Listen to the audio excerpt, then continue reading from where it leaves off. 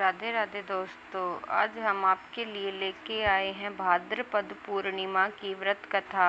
भाद्रपद पूर्णिमा के दिन उमा महेश्वर व्रत करने का भी विधान बताया गया है। धर्म शास्त्रों में इस पूर्णिमा के दिन भगवान शिव और माता पार्वती की पूजा की जाती है। इसके साथ ही रात्रि के समय जागरण करना चाहिए। नारद पुराण और मत्स्य पुराण में इस व्रत के बारे में भी बताया गया है। इस व्रत को करने से दाम्पत्य सुख प्राप्त होता है। उमा महेश्वर व्रत के साथ ही कथा भी सुननी चाहिए। इस कथा को सुनने से व्रत का संपूर्ण फल मिलता है। कथा इस प्रकार है। ऋषि दुर्वासा जी एक बार भगवान शिव शंकर जी के दर्शन करने उनसे मिलने कैलाश जाते हैं। कैलाश पर भगवान शिव और माता पार्वती जी के दर्शन कर वह अत्यंत प्रसन्न होते हैं। भगवान शिव ऋषि दुर्वासा को एक पुष्प माला भेंट करते हैं, जिसे दुर्वासा प्रेम से स्वीकार कर लेते हैं। भगवान से भेंट कर लेने के पश्चात दुर्वासा वहां से आगे निकल पड़ते हैं। मार्ग में वह भगवान श्री विष्णु जी के दर्शन के लिए भी उत्सुक होते हैं और उनसे मिलने के लिए विष्णु लोक जाने के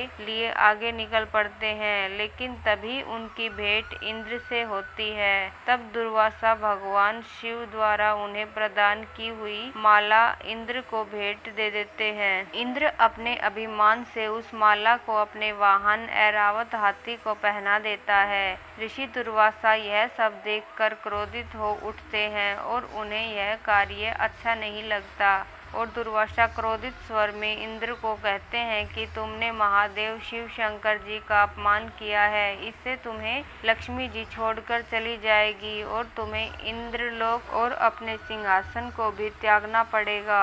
यह सुनकर इंद्र जी ने ऋषि दुर्वासा जी के समक्ष हाथ जोड़कर क्षमा याचना करी और इस श्राप से मुक्त होने का उपाय पूछा। इंद्र की विनय सुनकर दुर्वासा जी कुछ शांत हुए और क्रोध शांत होने पर ऋषि दुर्वासा जी ने इंद्र को बताया कि उसे उमा महेश्वर व्रत करना चाहिए, तभी वह अपने स्थान को पुनः प्राप्त हो पाएगा। तब इंद्र ने इस व्रत को किया। उमा महेश्वर व्रत के प्रभाव से लक्ष्मी जी समेत सभी वस्तुएं जो उनसे छिन गई थी सभी की प्राप्ति होती है। तो दोस्तों, ये थी भाद्रपद पूर्णिमा की व्रत कथा। यदि आपको अच्छी लगी हो तो मेरे चैनल को सब्सक्राइब कर लें, ताकि आपको आने वाली हर कहानी की नोटिफिकेशन मिल जाए। धन्यवाद दोस्तों कहानी सुनने के लिए।